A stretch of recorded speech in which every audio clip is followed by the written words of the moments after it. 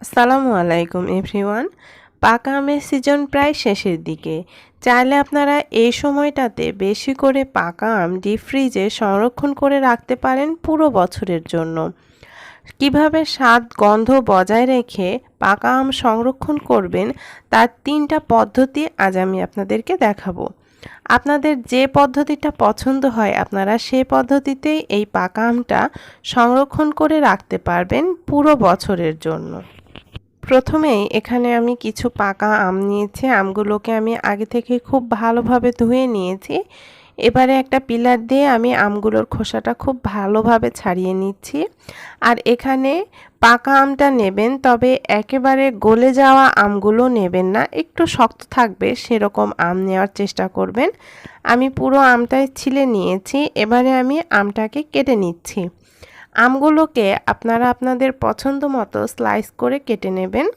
আমি এরকম লম্বা ফালি করে আমগুলোকে কেটে নিচ্ছি।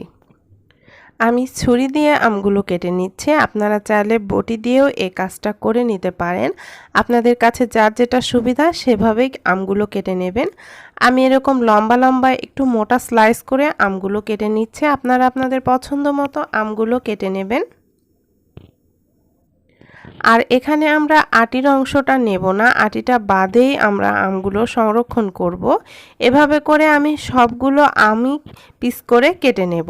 এখানে আমি একটা বক্স নিয়েছি, এই বক্সের মধ্যে আমি আমগুলো নিয়ে নেব।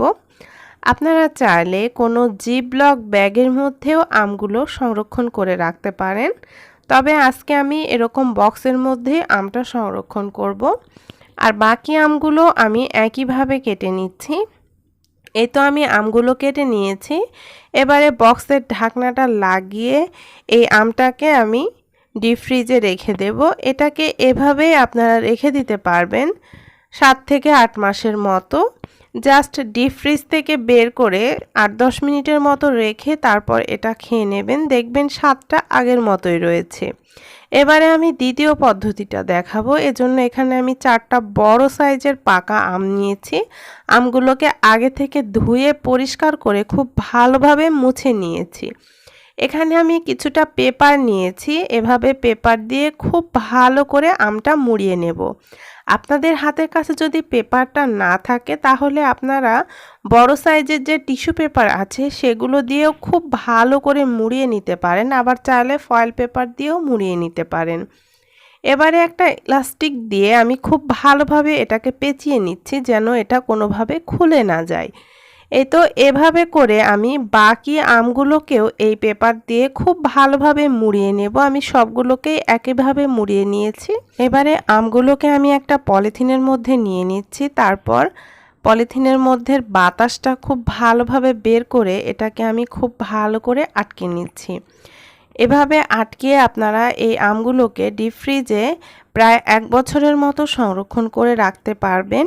ফ্রিজ থেকে বের করে 5-6 মিনিটের জন্য রেখে দেবেন, তারপর এটাকে ছিলে পরিবেশন করে নেবেন, দেখবেন আগের মতোই আমের টেস্ট রয়েছে। এবারে আমি তৃতীয় পদ্ধতিটা দেখাবো। এখানে আমি কিছু পাকা আম কেটে নিয়েছি। এটাকে আমি এবারে একটা ব্লেন্ডারের জারের মধ্যে নিয়ে নিচ্ছি।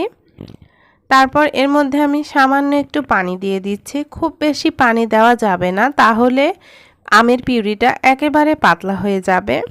এবারে ব্লেন্ডারের ঢাকনাটা দিয়ে ঢেকে এটাকে আমি খুব ভালোভাবে ব্লেন্ড করে নেব।